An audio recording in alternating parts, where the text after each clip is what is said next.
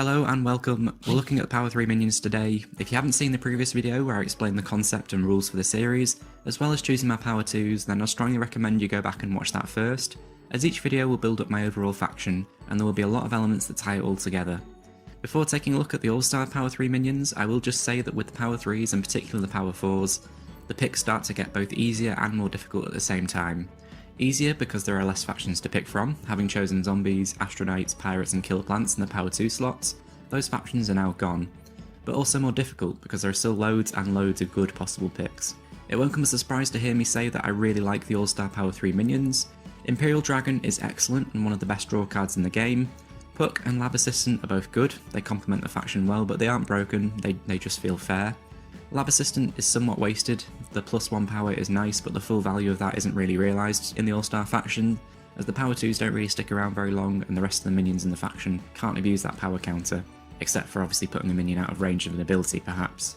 Compare that however to putting the power counter onto the first mate for instance. There's definitely scope here to improve on this baseline, at least certainly Puck and Lab Assistant. Imperial Dragon were looking something at a comparable power level, so let's just get straight into it. So when you think of Power 3 minions in Smash Up, the chances are the Invader was probably the first thing you thought of. If it was the Shinobi instead, then I'm guessing the Invader wasn't too far behind. And I can't overstate how good this ability actually is. Smash Up is a game entirely dictated by victory points, it's a sole win condition for the game. For almost every faction and almost every card in the game, victory points can't be scored independently of bases, and in every case apart from the Invader, there's usually some condition attached. So to be able to play a card at any point in the game and score a victory point is huge. You're 1 point closer to winning the game, and if you can play it more than once, well, it's victory points your opponents, apart from very rare circumstances, can't actually affect. This, however, does lead to one huge problem, and arguably the toughest decision for an exercise such as this. If you take the Invader, you can't take Terraforming. With two of the best abilities in the game, how do you make that choice? And for me, the gap between the Invader and the next best Power 3 minion is so much bigger than the gap between Terraforming and the next best actions.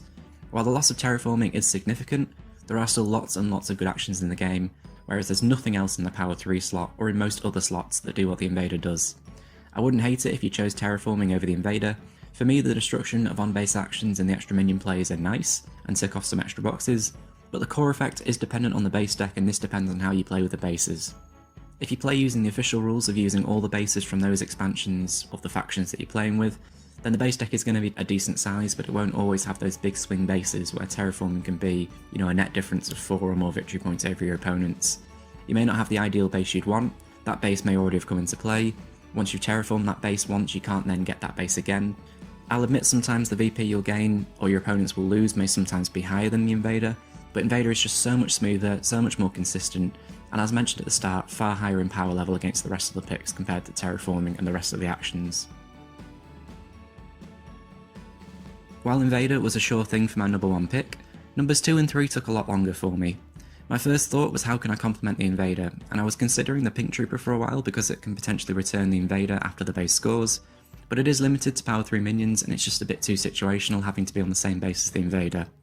The Frog Prince, however, not only allows for additional Invader plays, but you can actually play any minion again, and because Frog Prince goes back into the deck and doesn't swap places with the extra minion, you can potentially get a few extra plays throughout the game.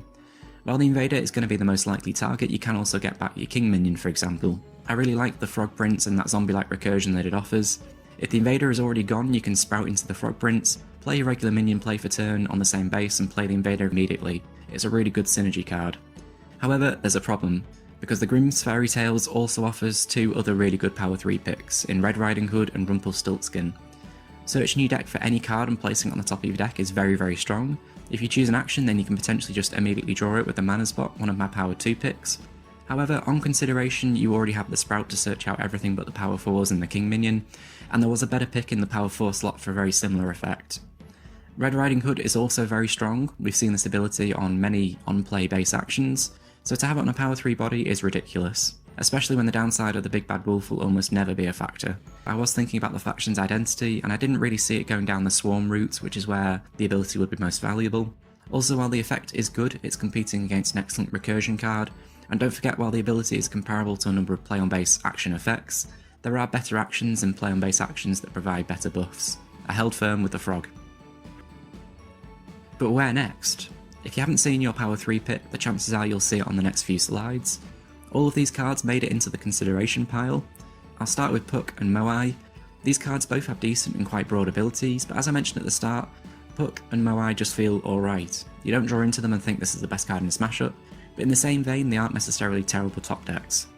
Obviously Moai is quite situational, but in certain matchups that ability can pay dividends, but anyway they're both out.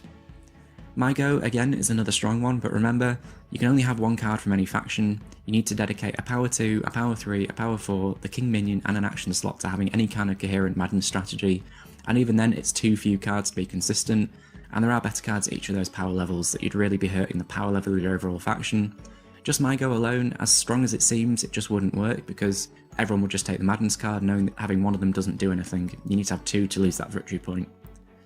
Imperial Dragon, I've mentioned how strong I think the card is, however, there are lots of actions that allow you to draw cards as well as providing an additional effect. Drawing cards is very common and I don't want to dilute too many of the minion slots with too much card draw. Additionally, I've already copied one card from the All-Stars, I want to try and refrain from doing that as far as possible. And with all the possibilities for power 3 minions, I can't justify to myself keeping it in. Finally, the Rickroll and Fancy Suit Lad. They both provide really strong abilities. Rickroll gives you a full sail style of swing effect, landing huge power on a base out of nowhere. Fancy Suit Lad gives all minions on its base universal protection except for itself. These are both close contenders. Rickroll I felt was too situational and too base dependent and too dependent on what and where you've played before. While it was a big play, I was looking for something independently strong. I didn't want too many big plays in the deck as consuming 4 minions with Rickroll might make other big plays impossible. Fancy Suit Lad, again, as good as it is, it can't protect itself, and power 3 is a very easy threshold to reach. As it stands, I don't really have a minion in my faction yet that is just independently strong beyond its printed power. I'm looking really for that second Killer Sprout target, so they're all out as well. On to the next contenders now. As you've just heard me say, I'm looking for another absolutely killer Sprout target, and you'll quickly realise that none of these will make the grade. Shinobi is another classic power 3 minion, but I'm not a fan of holding too many cards in your hand that you can't actually play until the moment where they're played as extra cards. You'll see that there's a better effect than this in an action card. Crypt Looter, well, good again, it does fit many of the same criticisms as the Shinobi, although this is much weaker than the Shinobi as its on-play effect is far less impactful. Muffin I bundled in with these two as it's only really strong on the exact turn when you're breaking a base, and realistically it's strongest when played in phase 3 when your opponent isn't going to be expecting it. Without any way of abusing the controlled minion in the same turn that you take it, I'm not going to be holding Muffin in hand until the turn the base will break, so these three are out. So let's take another look back at the All-Stars. I consider the Lab Assistant to be a good, fair card. Nothing broken, but a solid 4 power in a power 3 minion. This is the sort of additional power I was looking for in my final slot. I turn to the next most obvious upgrade of this card, which is the drone from the Ants. Not only do you guarantee the 4 power in a power 3 minion, remember that Lab Assistant is conditional on you having another minion in play. Generally this is irrelevant, but it can come into play sometimes, for instance on the very first turn. You also get a very strong ability in the protection for all of your minions from destruction with the drone. It's very easy to pick some actions that provide power counters, so realistically drone can prevent a number of destructions from happening. There are 3 reasons I didn't go with drone though. Firstly, because I have a minion recursion for the discard pile and the frog prints. Second, because I'm not majoring on power counters in my action slots. And thirdly, because Killer Queen, the Giant Ants King minion, is power 4, and I am still seriously considering it for my second power 4 slot. Where did I settle though? On the Spartan of the Mythic Greeks. This is probably the most boring minion in my faction, but I'd argue it's probably one of the most solid. It makes for a great backup Sprout target if the invader's already in play, and this thing can get absolutely huge. You can quite happily just leave this on a base and watch it reach 10 plus power, just the one minion. Generally on the turn it comes into play, you'll play an action straight after it, so it should come into play as a 4 power minion straight away, and the same as the Lab Assistant and the drone, but its potential for growth is huge. While not too exciting, I think it's a very solid third pick. Let's finish up once again with a comparison between my All-Stars and the actual All-Stars. The ability to gain victory points just automatically skyrockets my selection over the All-Stars in my eyes. Imperial Dragon could have easily made it into the 3rd slot for me, but with VP gain, no cap minion recursion and a solid power gaining minion, I'd say that I've definitely upgraded on the All-Stars. How do you think I did? What would your power 3 picks be? Let me know down in the comments below and I'll see you all next time. Goodbye.